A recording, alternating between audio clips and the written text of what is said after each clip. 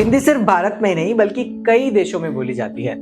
14 सितंबर हिंदी दिवस के अवसर पर जानते हैं हिंदी से जुड़ी कुछ खास बातें। दोस्तों 14 सितंबर 1949 को संविधान सभा ने फैसला किया कि हिंदी होगी भारत की राजभाषा और इसी दिन को हम हिंदी दिवस के रूप में मनाते हैं।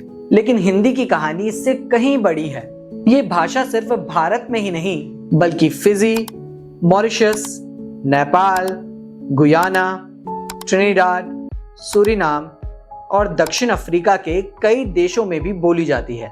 इतना ही नहीं, फिजी में तो हिंदी का अपना वर्जन है जिसे फिजियन हिंदी कहते हैं, जिसे वहां के स्कूलों में पढ़ाया जाता है। आज दुनिया में करीब 60 करोड़ लोग हिंदी बोलते हैं और ये इसे दुनिया की तीसरी सबसे ज्यादा बोलने वाली भाषा बनाता है। लेकिन दिलचस्प बात यह है कि हिंदी सिर्फ बोलचाल की भाषा नहीं है बल्कि इंटरनेट पे हिंदी का कंटेंट इंग्लिश से भी तेज रफ्तार से बढ़ रहा है। गूगल की एक रिपोर्ट कहती है कि साल 2011 से 2021 के बीच हिंदी इंटरनेट यूजर्स की 90% से बढ़ोतरी हुई है।